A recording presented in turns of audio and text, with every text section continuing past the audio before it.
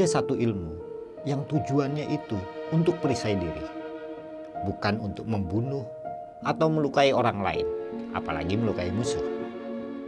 Kali ini saya akan bercerita tentang satu ajian lembu sekilan. Ikuti terus video ini hingga selesai.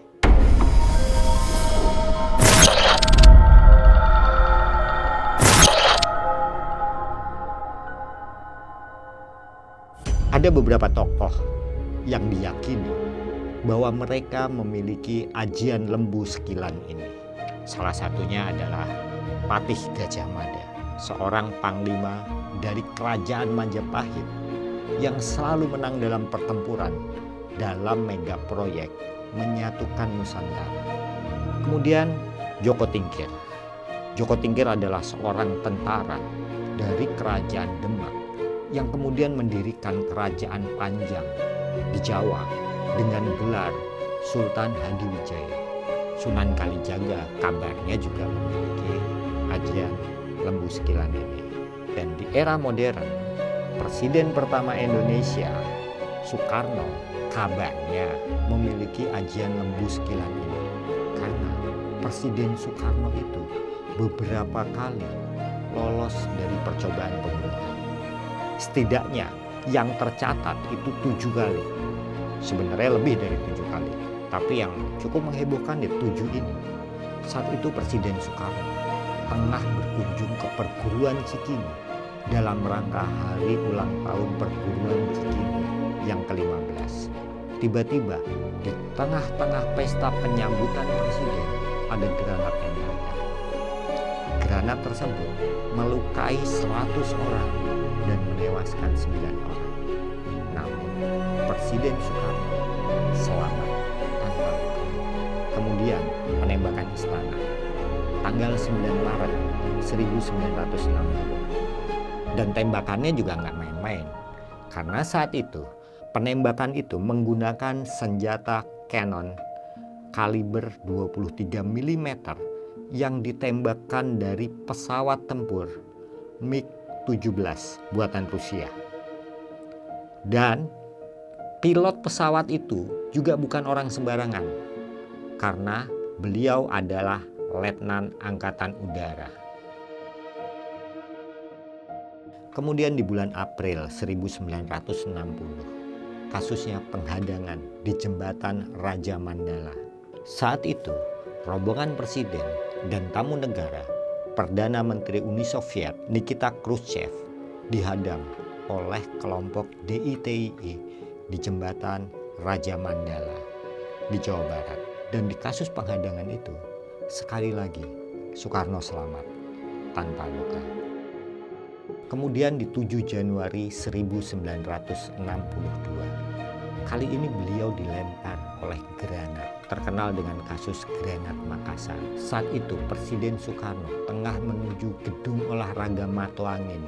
Saat menuju gedung olahraga Matoangin di Jalan Cendrawasih Makassar, mobil Soekarno dilempar oleh granat, tapi meleset.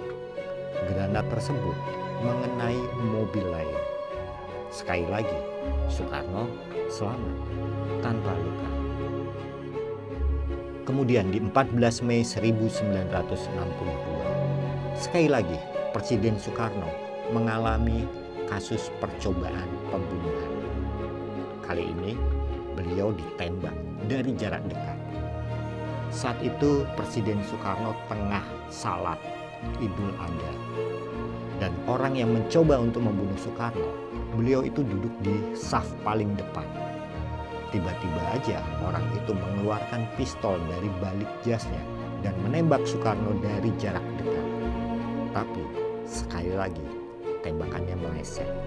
Kemudian saat kunjungan kerja ke Sulawesi, sekali lagi Soekarno mengalami peristiwa percobaan pembunuhan.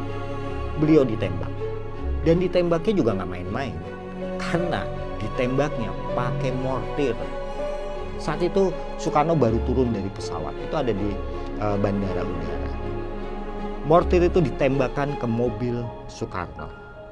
Tapi meleset dan kena mobil lain. Itu yang keenam.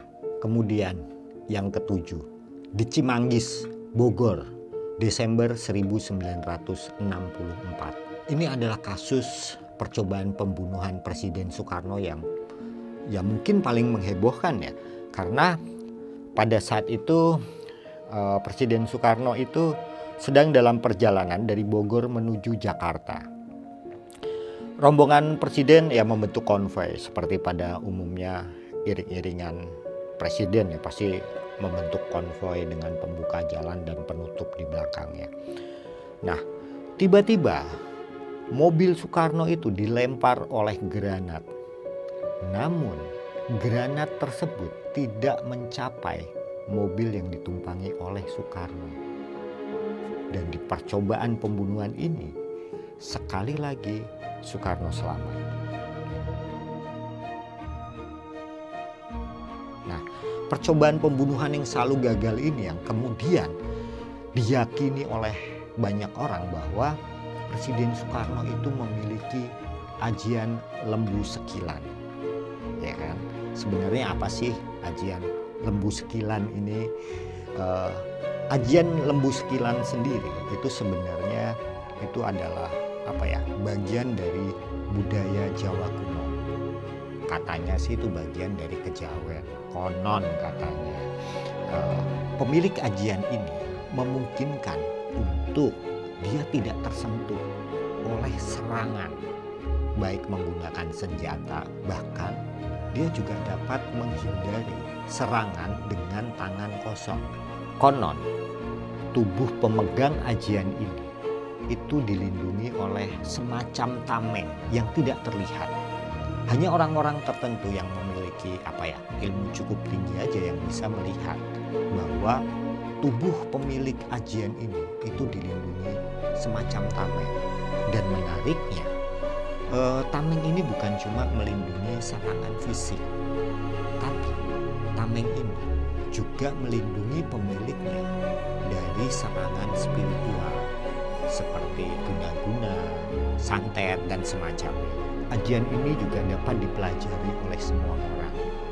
Masalahnya adalah tahapan-tahapan yang harus dilalui itu berat, bahkan sangat berat. Baiklah, saya akhiri dulu cerita tentang lembu sekilan. Tidak terlalu panjang memang, cukup pendek. Karena literasi dan informasi yang saya dapatkan pun sangat terbatas tentang ajian ini. Tetap di Kelanara Studio dalam podcast Bau Tanah bersama saya, Ceto.